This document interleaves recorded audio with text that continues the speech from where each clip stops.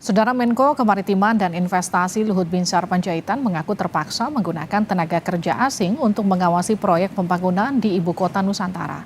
Alasannya SDM Indonesia belum memiliki kualitas sebaik pekerja asing. Apa dampaknya dari penggunaan para pengawas asing ini? Kita akan bahas bersama dengan pengamat tata kota Universitas Trisakti, Pak Nirwono Yoga. Pak Nirwono, selamat malam. Selamat malam, Mbak Livi. Apa kabar? Sehat? Kabar baik, sehat Pak. Ya, Sebelumnya kami juga sudah meminta pihak Kemenko Marinvest, pihak PUPR, dan juga KSP untuk bergabung dalam dialog ya, ini, namun semuanya berhalangan. Jadi kita langsung ke Pak Nirwono saja. Kalau kita ya, lihat dari dampaknya dengan adanya pengawas asing yang ya. dilibatkan di ibu kota Nusantara, Anda melihatnya ini adalah cara yang tepat atau justru sebaliknya? Ya, ini menurut saya tidak tepat ya, karena ada 3 catatan utama ya. Yang pertama perlu dipahami bahwa pada tahap pertama ini kan yang dibangun adalah kawasan inti pusat pemerintahan, di mana inti dari bangunan semuanya adalah bangunan inti sebuah pemerintahan, sebuah negara ya. Bisa bicara soal istana presiden, istana wakil presiden, kemudian ada 4 kementerian ya menjadi kantor bersama dan juga beberapa fasilitas penting sebuah negara ya. Maka yang harus dilakukan harusnya pembangunannya benar-benar dilakukan oleh tenaga lokal ya. Bahkan mulai dari perencanaan sampai dengan pembangunan itu ada hal-hal yang tidak boleh diketahui oleh publik, Hmm. apalagi diketahui oleh tenaga asing, Mbak Livi. Kenapa?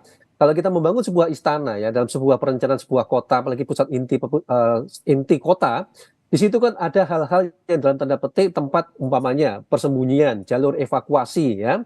Bahkan dalam konteks perlindungan terhadap kepala negara dan pimpinan negara itu ada dalam sebuah konsep di IKN ini. Nah, ini kan sebenarnya tidak boleh dipublikasikan, tidak boleh disebarluaskan, apalagi dalam pembangunannya melibatkan tenaga-tenaga luar. Jadi ada 2 hal yang menurut saya juga harus diperhatikan. Jadi tidak semuanya bisa dilakukan terbuka, karena kita Oke. bicara soal keamanan keselamatan ini. Mbak Pak Livi. Nirwono, tapi kan Ya, Pak Luhut menyebut pelibatan pengawas asing ini agar kualitasnya bagus. ya. Ini alasan yang menurut Anda bisa diterima nggak? Ya kalau saya menurut saya menjadi pertanyaan kembali, apalagi tadi sudah dinyatakan oleh Pak Basuki bahwa tenaga konstruksi Indonesia dengan ada lembaga pengembangan jasa konstruksi juga ya di bawah pembinaan Kementerian PUPR, artinya kan ini juga menjadi pembuktian oleh teman-teman di Kementerian PUPR dan juga LPJK bahwa tenaga konstruksi Indonesia itu dapat handal melaksanakan proyek-proyek berskala besar ya. Hmm. Kalau kita lihat jejak rekamnya sebenarnya sudah terbukti. Misal ya pembangunan bendungan-bendungan skala besar ya dilakukan oleh Kementerian PUPR juga bukan pekerjaan ringan ya. Terus kemudian pembangunan bangunan gedung yang dilakukan oleh Kementerian PUPR selama ini dalam 75 tahun juga banyak yang sudah terbukti berhasil ya, bahkan Yes. kantor-kantor dan kementerian. Jadi Mhm. sebenarnya tidak ada alasan kuat kalau tadi dikatakan bahwa tenaga konstruksi Indonesia tidak bisa diandalkan ya. Apalagi kita bicara ini kota yang akan menjadi ibu kota Indonesia. Bagaimana kita bisa membanggakan nanti Mbak Livi ya, kalau umpamanya tadi Hmm. sebagian besar tenaga sampai bahkan mandor nanti kita harus datangkan dari luar. Menurut saya ini justru tidak akan menunjukkan kebanggaan ya, kalau tadi lebih banyak tenaga-tenaga luar yang akan mengendalikan pembangunan tadi. Iya, kalau memang harus ada pengawas asing, ini pengaturannya menurut Anda seperti apa tepatnya? Ya, kalaupun ada lebih kepada supervisor ya, supervisi dari pengawas ya. Jadi kalau kita melakukan pembangunan itu ada namanya istilahnya itu pemeriksaan berkala. Nah, Hmm. dalam hal pemeriksaan berkala ini kita bisa boleh mengundang supervisi-supervisi dari Jepang misalnya, dari Jerman atau dari Australia yang dalam beberapa waktu lalu sempat berkoordinasi dengan Kementerian PUPR untuk dilibatkan dalam hal supervisi secara keseluruhan ya. Jadi bukan mandor ya, tetapi supervisi apakah pekerjaan tadi sudah memenuhi standar internasional atau tidak misalnya. Nah ini yang sebenarnya lebih bagus karena di situ nanti kita bisa melakukan transfer knowledge ya. Jadi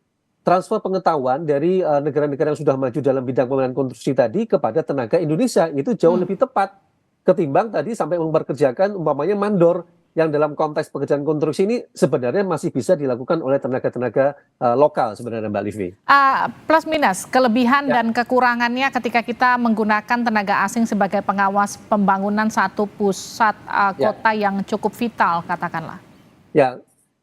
Positifnya pasti, satu adalah perkembangan teknologi mereka yang cepat ya. Artinya mereka tahu bagaimana cara bekerja dengan cepat dengan sesuai standar internasional ya. Hmm. Ini menjadi catatan.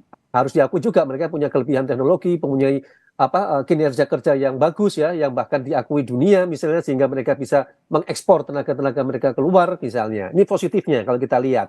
Tetapi negatifnya adalah tadi untuk membangun KIPP ini menurut saya tidak tepat kalau kita melibatkan terutama tenaga-tenaga asing dalam kawasan-kawasan inti pusat pemerintahan. Berbeda kalau umpamanya itu nanti di daerah kawasan bisnis misalnya, atau kawasan komersial atau kawasan industri silakan. Tapi kalau khusus untuk kawasan inti pusat pemerintahan, saran kami tidak melibatkan tenaga asing. Kita percaya sepenuhnya kepada tenaga lokal dengan segala kelebihan yang ada dan ini patut kita banggakan. Menurut saya itu jauh lebih bagus untuk menjadi pembelajaran bersama sebenarnya.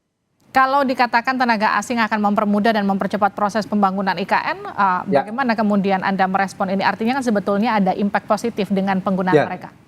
Yang itu tadi saya katakan, kalau melibatkan asing ada batasan-batasannya. Seperti tadi, transfer knowledge, transfer teknologi boleh ya.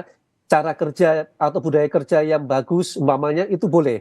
Kemudian jangan lupa standar-standar internasional yang menjadi sebuah kota tadi berkelas dunia silakan ya. Tetapi untuk pelaksanaan teknisnya sampai dengan ke lapangan tetap harus mengutamakan tenaga lokal kita, Mbak Livi. Karena di situ pembelajarannya sebenarnya ya. Artinya dengan membangun IKN ini tenaga lokal Indonesia mendapatkan ilmu baru, pengetahuan baru, teknologi konstruksi baru itu jauh lebih bagus sehingga kita bisa membangun kota-kota lain di Indonesia dengan lebih baik ke depannya. Jadi ada manfaat ketimbang kalau kita langsung memperkerjakan tenaga-tenaga asing di IKN tersebut, Mbak Livi. Tapi sebagai Ya, pengamat tata kota yang Anda lihat, sejauh mana sih sebetulnya kalau kita bicara soal mendesain membuat satu kota yang ya, canggih begitu dengan teknologi yang terbarukan seperti yang akan dibangun di IKN begitu. ya, ya, Apa kurangnya kita? Maksudnya apa yang kemudian sampai menurut Anda tadi kan kalau kita bicara soal transfer knowledge, mereka ya. memang lebih tinggi dari sisi peralatan kemudian gitu.